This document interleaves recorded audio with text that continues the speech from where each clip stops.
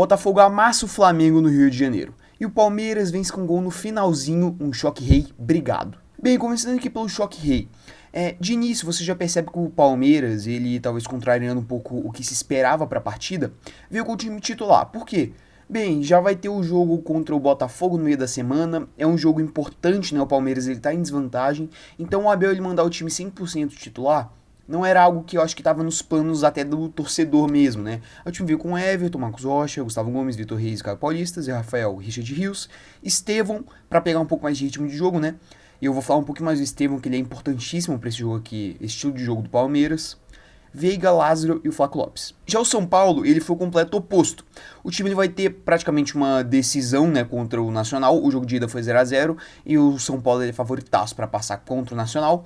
E o time ele visivelmente vai priorizar as Copas como a Libertadores e a Copa do Brasil. Então, mandou um time praticamente todo reserva aqui, com Rafael e Arboleda sendo talvez os dois únicos titulares, e juntamente com Elton Rato. E o resto do time era basicamente reserva ou rodado. E aí veio com esses três zagueiros aqui para buscar um pouquinho mais de consistência defensiva e aguentar essa pressão do Palmeiras. E bem, o jogo ele já começa de uma forma muito interessante, com o Estevão já sendo uma peça fundamental para o estilo de jogo do Palmeiras. O Palmeiras ele começou a criar bastante, principalmente pelas laterais. E ele acionava muito o Estevão, que conseguia ganhar nesse 1 contra 1 e depois achar um passe para deixar o jogador do Palmeiras um pouco mais livre, para ter uma tranquilidade para tomar essa decisão. E você viu que o Estevão, cara, ele é um jogador realmente muito diferente, e o Palmeiras, ele basicamente se transforma quando tem o Estevão jogando. É um time que ele tem mais repertório, tem mais liberdade para jogar, né, que o Estevão consegue abrir esse espaço. Ele é importantíssimo para o Palmeiras ele conseguir dar esse salto de patamar. É o jogador diferenciado do time. Já do lado do São Paulo, eu vi uma equipe que mesmo com 3 zagueiros, ela estava apanhando bastante para conseguir mesmo fechar os espaços. Mesmo com esses 3 zagueiros, o São Paulo estava deixando a zaga muito aberta e o Palmeiras ele conseguia achar bolas entre linhas e aí isso estava gerando diversos cruzamentos, diversas chances e até diversos chutes para o Palmeiras. E essa questão estava atrapalhando bastante o São Paulo, que além de não marcar tão bem assim, não estava conseguindo sair para o contra-ataque. E esse cenário basicamente se manteve por todo o primeiro tempo. O São Paulo conseguiu sair em um contra-ataque, né, em que o time faz uma boa triangulação e o André Silva ele acaba finalizando fraquinho para o Everton só agarrar a bola. Já o Palmeiras, ele estava sofrendo um pouquinho mais com esse decorrer do jogo, porque o São Paulo foi acertando um pouquinho mais essa defesa, conseguiu fechar um pouquinho mais espaços, embora não tivesse fazendo isso com maestria, o time ainda dava muitos espaços. E aí o Palmeiras ele começou a apelar para diversos chutes de longe e também cruzamentos na área.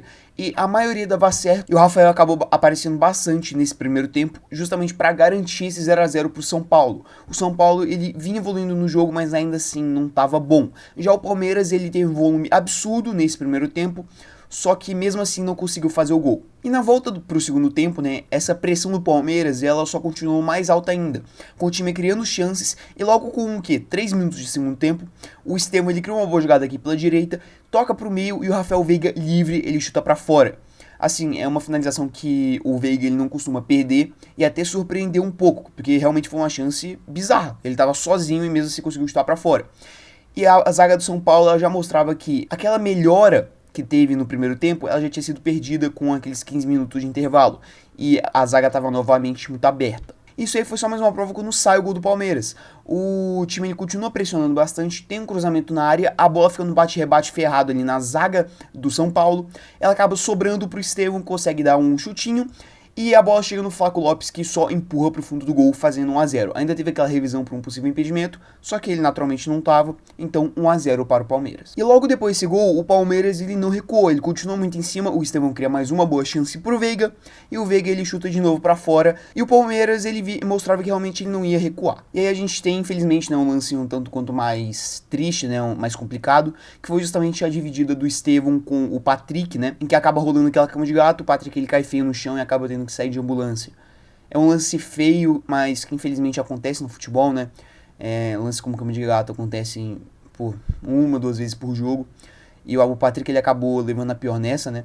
Eu vi um pessoal querendo apontar o Estevão como sendo maldoso, como se estivesse sendo na maldade, querendo machucar o cara. Só que, cara, sendo bem sincero, eu não vejo assim, não. É um lance de azar, sabe? Eu não vi ele indo na maldade, querendo realmente lesionar o Patrick. Mas felizmente, pelo menos o Patrick ele tá bem, né, de saúde. Então, nada pior aconteceu e provavelmente daqui a um tempinho ele já tá de volta a campo. E bem-vindo todo esse cenário, o auxiliar, né, dos Beldia, que ele tava suspenso, acabou que o auxiliar, ele foi o técnico do São Paulo ontem, ele decide colocar tanto o Lucas quanto o Luciano, porque o São Paulo estava penando bastante para conseguir sair nesse contra-ataque e pegar o Palmeiras mais desprevenido. E esse cenário ele logo muda. O Lucas, cara, ele é um jogador extremamente diferenciado, ele parece que tá jogando contra um monte de criança aqui no Brasil, e é incrível a facilidade que ele tem pra só arrancar. Ele pega essa bola, dribla 1, 2, 3 e deixa o cara na cara do gol. E aí o São Paulo ele começou a acordar mais pra esse jogo, principalmente com essa velocidade que o Lucas tinha para trazer o contra-ataque. O São Paulo ele acabou perdendo essa velocidade logo no início do jogo, com a lesão do Ferreirinha, e desde então não estava conseguindo sair assim no contra-ataque e estava sofrendo bastante, principalmente pela má defesa e consequentemente por não conseguir sair. Então o Lucas ele trouxe meio que esse alívio pro São Paulo e colocou o time de volta na partida. E o São Paulo ele vinha se recuperando com a entrada desses dois e vinha o lance do gol. Tem um lançamento, o André Silva ele consegue fazer um bom pivô e o Luciano ele vem chutando de trás, né, da intermediária ali mais ou menos, e acaba superando o Everton, empatando a partida. E aí acaba que o Luciano ele vai lá, chuta a bandeira de escanteio, leva o amarelo, esse amarelo que é bobo, né? Mas que daqui a pouco ele vai fazer uma grande diferença para a própria partida e até mesmo para a derrota do São Paulo. E aí acabou que o Palmeiras ele não deixou se abalar para esse empate tão rápido, entre aspas, né, do São Paulo. O Felipe Anderson ele consegue recuperar a bola na área ali do meio de campo, ele corre para a linha lateral, faz o cruzamento, a bola passa por todo mundo e chega no Lázaro que ele consegue chutar e supera o Rafael, que eu acho que ele foi meio mal nesse lance. Porém, o lance acaba sendo anulado por conta de um impedimento do Flaco Lopes, né? Foi considerado que ele estava no campo de visão do Rafael e aí, consequentemente, ele atrapalhou a jogada. Eu não vejo muita polêmica aqui, realmente o Flaco Lopes ele tá na frente do Rafael, ele acaba intervindo, né, no tempo de reação dele e talvez esse frango que eu falei que ele levou seja muito por conta do Flaco Lopes estar justamente na frente dele. Então, um lance bem anulado, eu não acho que tem muita polêmica aqui também. E aí, nesse final de jogo, a partida fica completamente aberta. Chances para os dois lados, o meio campo já parecia estar meio cansado, e os times eles atacavam principalmente pelas laterais, com ambos times tendo boas chances. Acabou que o Palmeiras ele veio, o Felipe Anderson ele consegue driblar o Luciano, que deixa a perna e acaba fazendo a falta no Felipe Anderson, muito perto da área, e ele leva o segundo amarelo e é expulso. E aí o São Paulo ele se vê num cenário complicado, faltam 4 minutos para o jogo acabar, e você tem um jogador a menos. Então, basicamente, a chance realmente do São Paulo buscar, talvez, a vitória, ela foi pelo ralo. Enquanto o Palmeiras, ele viu aí uma esperança para justamente buscar a vitória. Vitória essa que veio praticamente no último lance do jogo. O Palmeiras, ele fazia sua última blitz, a bola é levantada na área e o Flaco Lopes, ele aparece de cabeça e manda pro gol vazio. O Rafael, ele saiu muito mal nesse lance aqui também, na minha opinião. E aí, a partida, ela termina assim, o Palmeiras, ele ganha por 2-1, 2 gols do Flaco Lopes, e acaba conseguindo subir na tabela do Campeonato Brasileiro. Já pelo São Paulo, é uma derrota um tanto quanto doída, porque você conseguia empatar, tava até certo momento no segundo tempo melhor do que o Palmeiras, só que essa vitória acaba escapando no último lance do jogo e também muito por um erro de um jogador seu, que foi no caso do Luciano. Fazendo prognóstico aqui para as duas equipes. O Palmeiras, é importante realmente o time ele se manter nas cabeças do Campeonato Brasileiro. O time ele pode acabar sendo eliminado pelo Botafogo na Libertadores agora. E se você vai mal no Brasileiro e também é eliminado das outras duas competições, que são a Copa do Brasil e a Libertadores, fica meio ruim, né? O seu ano ele meio que acaba. E aí o Palmeiras ele consegue se manter meio vivo, embora tenha escalado o time titular, e eu não sei como que os jogadores eles vão reagir, porque esse time vai ter que jogar novamente contra o Botafogo no meio de semana. Tudo bem que o Botafogo também escalou o time titular, né? Eu vou falar disso daqui a pouco. Só que o Palmeiras é quem tem que correr atrás do resultado. E eu acho que o time ele pode cansar um pouquinho e vai ser mais complicado buscar esse resultado justamente. Em contrapartida, eu gostei bastante da mudança na escalação. O Abel ele largou os 3 zagueiros e jogou mais com uma linha de 4, e o time eu acho que ele conseguiu construir melhor e pressionou bastante o São Paulo hoje. E tem que destacar tanto o Estevão, porque, cara, o Palmeiras ele é outro time quando o Estevão joga. Esse moleque tem 16 anos e ele é um assombro. O Estevão ele é importantíssimo para esse esquema de jogo do Palmeiras. Eu acho que o jogo contra o Botafogo, sendo que na semana passada foi um amasso do Botafogo, ele tem totais condições de ser um contexto totalmente diferente, justamente pela presença do Estevão. Ele muda completamente a forma com que o Palmeiras joga. E outro nome é o Flaco Lopes, né? O Flaco Lopes ele teve 2 chances, fez 2 gols e ainda acabou anulando outro gol, né? Só que ele vem fazendo um bom ano, né? Vem fazendo seus golzinhos, vem sendo decisivo pro Palmeiras e vem se recuperando, né? Ano passado ele foi massacrado e agora esse ano ele tá fazendo sua parte. Já pelo lado do São Paulo, cara, eu não vejo uma terra arrasada, sabe? Assim, eu sei que é frustrante você perder da forma com que perdeu ontem, só que o São Paulo ele claramente vai priorizar as Copas e vai tentar beliscar uma vaga na Libertadores pelo Brasileiro, caso dê errado, né, nas outras Copas.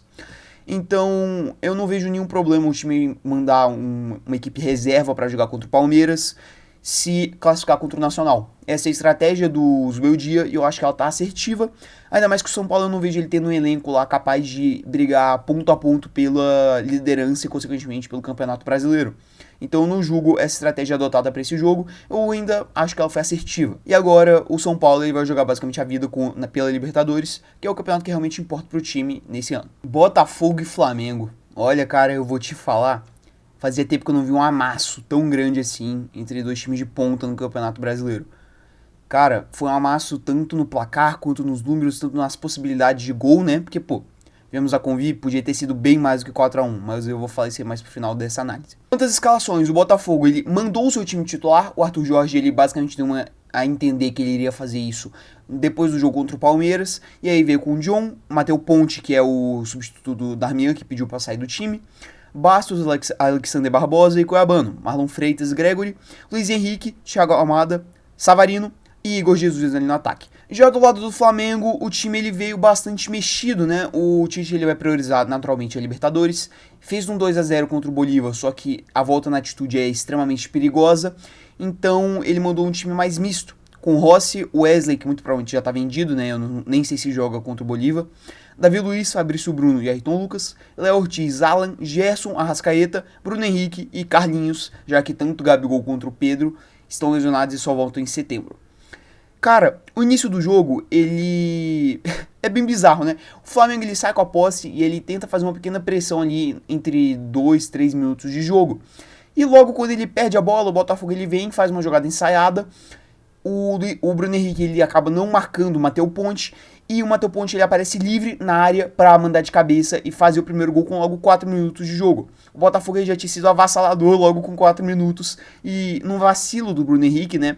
O Botafogo ele se aproveitou para abrir o placar. Assim, logo nesse início de jogo, já ficou evidente o quão ruim essa partida ia ser pro Flamengo. Porque além do gol com 4 minutos de jogo pro Botafogo, no mesmo lance, praticamente o Arrascaeta, ele sente a virilha e ele acaba saindo lesionado. E aí só aumenta a extensa lista de lesionados do Flamengo, né? Arrascaeta, Pedro, Gabigol, o Vinha e por aí vai. Cara, é um time que ele tá basicamente se esfarelando fisicamente. O Tite ele fez um péssimo planejamento de elenco, na minha opinião. No início do ano, quando ele escalou os titulares, né, muitas vezes pelo Carioca, e a conta ela veio agora, né? O time ele não aguenta, ele não tá aguentando. O Flamengo ele não aguenta jogar a quantidade de jogos que precisa com o time titular. Tem toda a pressão da torcida pelo time ele ir bem nas 3 competições. Só que em contrapartida o elenco ele não aguenta. Fisicamente o time não aguenta. O Flamengo ele não vai aguentar essa sequência de jogos. É uma lesão atrás da outra, o time ele vem piorando o desempenho por conta disso. Ontem o De La Cruz ele falou, depois na entrevista, né, o Tite ele acabou contando isso. O De La Cruz ele pediu pra jogar. Ele falou, desculpa, eu não consigo. O jogador ele não consegue jogar. Fisicamente eles estão exaustos. E assim, o Tite ele tem culpa do calendário brasileiro, que o Tite também vem batendo. Todo mundo tem culpa nessa situação. Primeiro tempo, ele continua basicamente com o mesmo cenário. O Flamengo com a posse, tentando criar um pouquinho mais, e o Botafogo ele basicamente saindo no contra-ataque, criando boas jogadas e levando sempre mais perigo do que o Flamengo. Até que o Léo Ortiz, ele recebe a bola ali no meio de campo, o Botafogo ele tava marcando em linha alta, e cara, ele achou um passe bizarro, maravilhoso. Ele quebrou umas 3, 4 linhas ali do Botafogo, e ele encontra o Bruno Henrique na velocidade, sozinho. E o Bruno Henrique ele naturalmente corre, consegue encobrir o John e empatar a partida no finalzinho do primeiro tempo. Assim, 90% do gol é do Ortiz. Ele achou um passe bizarro entre as linhas do Botafogo e o Bruno Henrique ele naturalmente concluiu com muita categoria para empatar a partida. E aí o primeiro tempo ele continua assim muito brigado. O Botafogo ele não se abalou, é um time que eu já bati nessa tecla antes. Mentalmente muito forte, muito diferente do time do ano passado.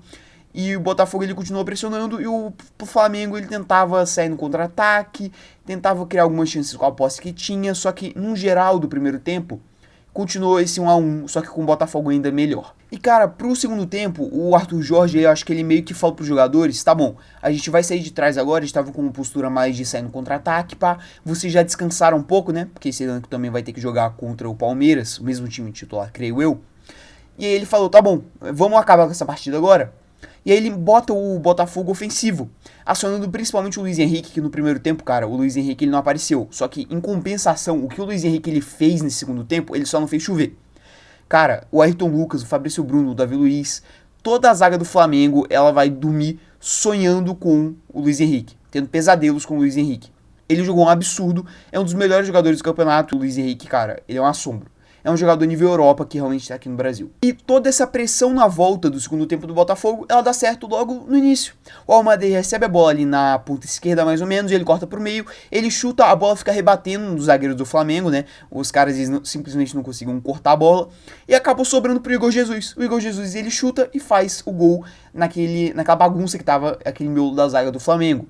E aí o Botafogo, ele já no início do segundo tempo, ele faz esse 2-1 e, cara, o Botafogo ele não quis diminuir o ritmo. Ele continuou em cima, pressionando o Flamengo, não dando respiro pro rubro-negro. O Flamengo ele tem um pequeno ponto de lucidez, né, nesse segundo tempo, que é quando o time ele chega com uma chance bizarra para uma finalização que tentou encobrir o John novamente, só que ele consegue defender e no rebote a bola quase entra no gol, só que ela acaba indo pela linha de fundo. E depois disso, foi um completo amasso do Botafogo. Primeiro, o time ele consegue um pênalti num lance que o Luiz Henrique ele faz mais um salseiro ali na ponta direita. Ele acaba cruzando, só que nesse cruzamento, o Ayrton Lucas ele acaba pegando o próprio Luiz Henrique. Pênalti bem marcado. E o Almada, cara. O Almada ele vem jogando muito bem, mas o pênalti que ele bateu ontem é ridículo. É um pênalti fraquíssimo, ele bateu fraco na meia altura, né, que é a altura ideal para o goleiro realmente defender, e no meio do canto. Ele não bateu no canto, ele não bateu no meio do gol em que ele deslocaria o goleiro. Ele bateu da pior forma possível para fazer o gol. E o Rossi, né, que já tem até um histórico de pegar pênalti, ele acabou fazendo a defesa e mantendo o 2-1 no placar. E o torcedor do Flamengo, ele pensa, pô, talvez agora depois dessa defesa de pênalti o time deu uma animada. Muito pelo contrário, o Botafogo ele teve, cara, contando baixo, 4, 5 chances de fazer gol assim, fácil, tá? O Tiquinho perdeu chance, o Luiz Henrique perdeu chance, o Almada perdeu chance, o Savarino perdeu chance. O Botafogo ele empilhou por o quê? 10 minutos de chances perdidas. É inacreditável a quantidade de chances que o Botafogo ele perdeu. O jogo ele terminou 4-1. Poderia ter sido tranquilamente 8-1. Eu falo sem a menor dúvida. Tiquinho, Luiz Henrique, o Almada de pênalti, o Almada depois, o Savarino aqui, ó. Eu já contei 5 lances que o Botafogo poderia ter feito gol. 8, 9 gols do Botafogo ontem não seria exagero. O Flamengo, o segundo tempo que o Flamengo fez, ele beira o ridículo. O Botafogo, ele amassou o Flamengo, isso tem que ser valorizado. O trabalho do Arthur Jorge, ele é excelente, cara. Ele pegou o Botafogo, ele tava naquela crise mais ou menos, o fantasma de 2023. Cara, ele pega, ele vira completamente a chavinha. O trabalho que ele vem fazendo é absurdo. O Botafogo, ele é líder do Campeonato Brasileiro hoje. Então jogar mais com o Fortaleza, né? Ainda pode perder a liderança, mas ainda assim. O Botafogo, ele tá jogando de uma forma que ele merece estar onde ele está. Líder do Campeonato Brasileiro, ganhando o jogo de ida contra o Palmeiras e acabou sendo eliminado da Copa do Brasil por uma fatalidade que foi a expulsão do Gregory. No futebol atual, é muito complicado você manter o seu desempenho, você ganhar com um jogador a menos. E aí, cara, o Botafogo ele joga muito bem. E se de um lado você tem realmente esse desempenho maravilhoso do Botafogo, do outro lado você tem realmente um desempenho patético do Flamengo. E depois de basicamente desperdiçar muitas chances, o Botafogo ele realmente decide matar a partida. O Savarino ele pega essa bola aqui na linha lateral, ele faz o cruzamento, a bola passa por todo mundo e o Matheus Martins ele estava livre no outro poste para fazer o 3-1. E aí o Botafogo ele liquidou a partida. Esse 3-1 ele matava completamente o Flamengo, né, que não poderia talvez achar aquela bola bandida. E o Botafogo ele finalmente fez toda aquela pressão e as chances perdidas valeriam a pena e matou a partida. E ainda no finalzinho do jogo, no último contra-ataque, Matheus Martins ele pega a bola, ele deixa o Davi Luiz na saudade, né? Coitado do Davi Luiz ontem, foi péssimo. E ele acaba finalizando no ângulo do Rossi para fazer o 4-1 e assim realmente finalizar a goleada com chave de ouro. Cara, pro Botafogo, essa vitória ela é maravilhosa. Eu não consigo achar outra palavra. O time ele teve um desempenho avassalador, só não fez mais gol no Flamengo, porque, pô, o próprio time desperdiçou. E é aquela vitória que dá moral. Hoje o botafoguense tá chegando lá no trampo e falando pro amigo dele flamenguista, aí ó, levou 4-1, pá. Ela traz essa moral pro time e pra torcida. O desempenho do Botafogo, ele é de dar orgulho pro seu torcedor. E aí acaba melhorando a moral e os jogadores, eles basicamente se sentem mais ou menos invencíveis, sabe? O Botafogo, ele tá desempenhando um absurdo. E é pra tá todo mundo realmente muito satisfeito com esse desempenho do time. Já pelo lado do Flamengo, pô, cara, é realmente difícil. Como eu já disse, o time tá definhando fisicamente. Já tem 5 jogadores lesionados. O time de ontem ele não conseguiu competir. Parecia que o Botafogo estava jogando contra o time sub-20. De um lado você tinha um time realmente profissional, bem treinado, com jogadores bons. E do outro lado você tinha um time sub-20. O desempenho do Flamengo ontem, como eu já disse, beirou ridículo. Cara, o Tite ele vai ter trabalho. E eu acho que se o Tite ele acaba caindo contra o Bolívar, te falar, eu acho que a pressão dele vai ser tão grande que ele não vai aguentar não, viu? Tá ficando meio difícil. Eu acho que o trabalho do Tite é ruim? Não, discordo bastante de quem fala que o trabalho do Tite é ruim. O time ele tá vivo nas 3 competições e justamente por ele estar vivo nas 3 competições, ele tá definhando fisicamente. Claro, tem o papel do Tite nisso, né, de ter escalado muitos jogadores no Campeonato Carioca.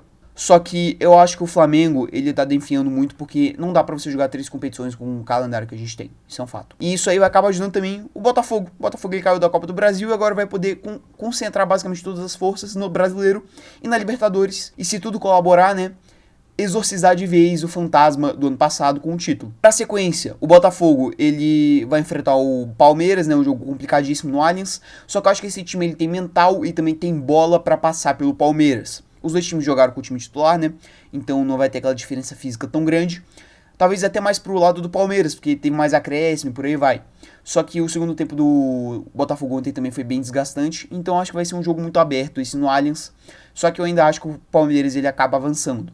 Já pelo lado do Flamengo, pô, cara, é realmente tentar reorganizar a casinha, fechar tudo pra não sair da Bolívia eliminado. Eu acho que o Tite ele vai ter que trabalhar bastante pra conseguir recuperar esse time. Ainda mais com todas as lesões e esse desempenho pífico que o time tá tendo. No geral é isso, essa aqui é a minha análise quanto os jogos de ontem. E agora nessa semana a gente vai ter as decisões tanto na Libertadores quanto na Sul-Americana. E naturalmente a gente vai ter vídeo aqui no canal, né? Então se você puder deixar o seu like, a sua inscrição e ativar o sininho para receber mais vídeos aqui no canal, eu agradeceria bastante. No mais é isso, até o vídeo de amanhã.